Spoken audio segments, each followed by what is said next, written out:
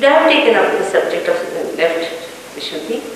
Because I felt that I must one day speak on this subject, that this is absolutely not intelligible to God that you are guilty. For what? Guilty for what are you? If you ask yourself, you say, oh, we are guilty because we crucified Christ. At the most, that is the maximum guilt a human being can say on his head. We crucified Christ, we tortured all the saints. Right? But by being guilty, what do you get? Do you get him back? Can you go back and correct that situation? But harping upon that, you do get into a subconscious mind. You get into a position where you are no more normal to receive the love of God. You receive into a corner of your mind which is darkness, which is ignorance, which is blindness, where you cannot receive that beautiful rain, that eternal flow that's coming in. You hide yourself at the back and then you say, what about the sun? I cannot receive because I don't deserve it. Behind all this ego orientation in the West, oh, I wish they were purely egoistical. They are not. All this ego recedes back into that little pouch, what we call the guilt. You say something to someone, it's not saying that point, that stage that I've said it. Alright, I've said it and I take the responsibility, it's good. No. But you come back home and, oh, I should not have said that. So you wobble between one kind of action into another kind, from say into an aggressive to the another one of a recipient. And this wobbling really is very, very troublesome. It can go on too much.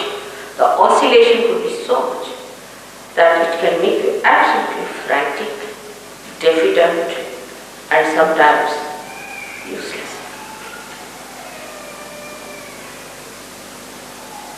On the contrary, God wants to find human beings who are cheerful people, who are happy people, who are thankful to Him for His blessings. The most unhappy animal in this world is the human being. Can you believe it? Animals don't know happiness and unhappiness. Also a good point. But the most unhappy human being and the most complicated human being has become so over self-destructive that a destruction force is built in it. Now think of that force that has built you up into a human. How with care and love, without your knowledge, without troubling you. Even when you were born, you never knew what was the pain of the birth. Your mother took over. He's made you a human being. So carefully, delicately built you up. For what? What is the fruit of this beautiful flower? Why the flower starts eating itself? Have you ever heard of anyone like that? This is the worst disease with which we in the West suffer. French, yes, we have at least double the number of people that we have here today, surprisingly. But all of them had the same problem, and I think all their psychologists, psychoanalysts, we can say all the books, all the writers, the philosophers, everyone has done to them. They have given these ideas and everybody accepts them. And they curse themselves morning, evening, walking with so many wrinkles on the forehead.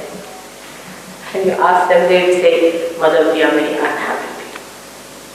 It's like asking unhappiness to come and decorate you. But it has a subtler meaning, of which people are not aware. These are the times when you have to get your realization. This mass realization has to work out, is all prophesied, and very important times are these.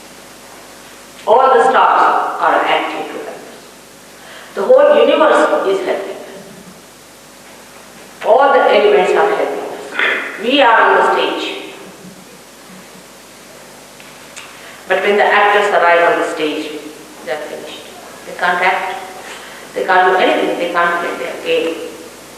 They are so involved with their different roles. And that is why one has to understand the subtler effect of it. Then only you will get rid of this guilt. You are playing into the hands of negative forces. They are not less than any atomic bombs built within yourself. Now what is the way it works out? I think people do not realize. It's a very subtle method. Let's see the atomic bomb, hydrogen bomb. What do we do? They will separate something which should not be separated. We break atom which is not divisible into its divisible parts. So we put a pressure to break them. And when that breaking force, that's aggression I would say, is worked out, that becomes another destructive force. So whatever effort we have put into that multiplies. It's not the same force. And that we use for our destruction. I mean, this only human beings can do, to create things to destroy us. But this force which works within our minds, within ourselves, within our being, where we actually really hate ourselves, sometimes I feel, the way we are destroying ourselves. This force, we build within ourselves, thanks to many nonsensical writers and conditioners and people who talk of conditioning, really conditioning much worse. You should be singing and chirping like a bird. You should be laughing and enjoying like a flower. While you find human beings all looking so very unhappy. What's the reason? The reason is you are separated from your own being. The being that integrates you, you are completely disintegrated. When you disintegrate a hydrogen atom, you form a very big force weight into it. In the same way, you are integrating your being, your physical being on one side, your mental being on another side, your spiritual being on another side. There is no integrity.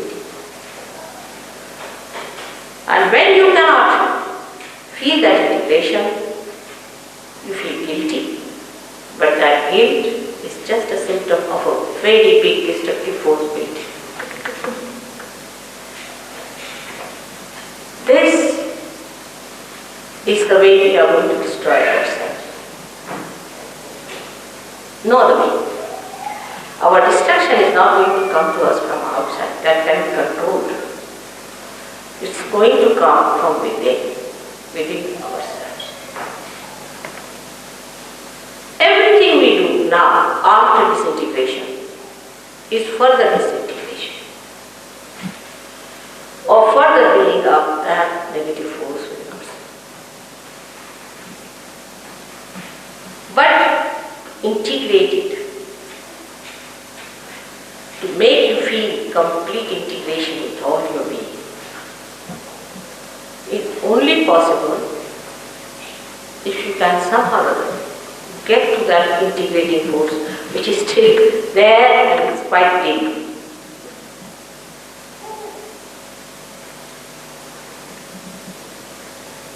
That's the last chance I would say now. That has to be. the way the negative forces have set in motion, of which you may not be aware at all. You may not be aware. You don't know what darkness is there. And to fight it, what one has to do is to bring in that light of the Spirit, which integrates. The darkness always disintegrates. For example, there is complete darkness, alright? I can't feel you, I don't know who you are, where you are sitting. We are all separate. I can't see you, I don't know who you people are now. I wouldn't know where is the window, where is the door. I hold this and say this is the truth. All disintegrated process.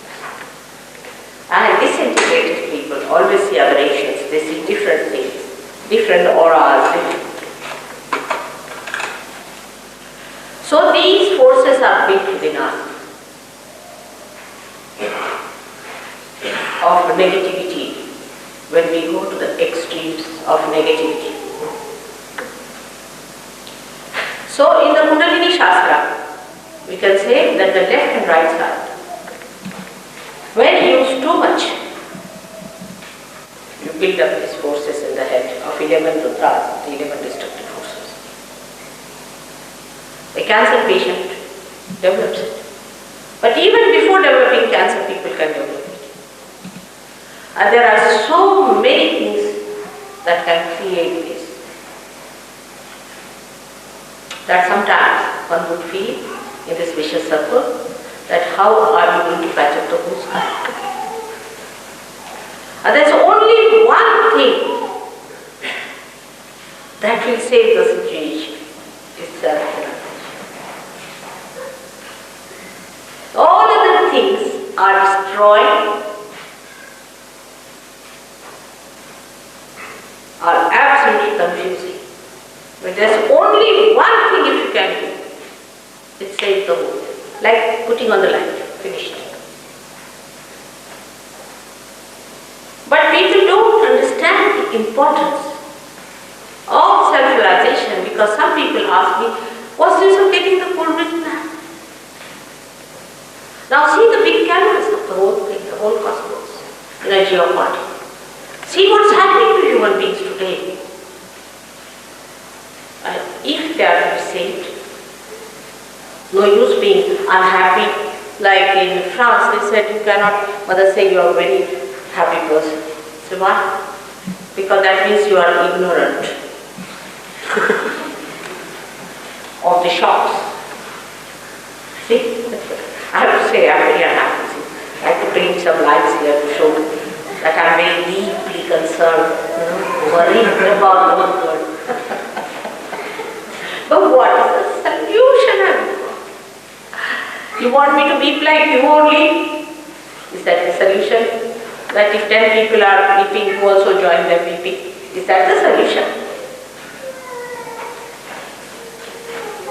And the one and only method that we have, which is being already told and prescribed as we prophesied. Nobody seeks it. No one seeks it. What is the destination? The destination is the Spirit. And today, the background is so black and so dark that this solution is the end of everything. But do we realize this? On the contrary, the vicious circle builds in within us all the time. Oh, see how the world is miserable. But how can I be happy? I'm so unhappy in life. I have yet to come across a person before realization saying that I am a happy person. Maybe ego-oriented, people might say I am happy, meaning my ego is, you see, if he goes in a swanky car or something like that, he's very happy on top of the world. After 10 minutes you see him. And this vicious circle is set. This ego-oriented circle or another one is sensitive. another vicious circle and another vicious circle and another vicious circle. We go on from one to another, moving on the wheels after wheels, without realizing that where we are going.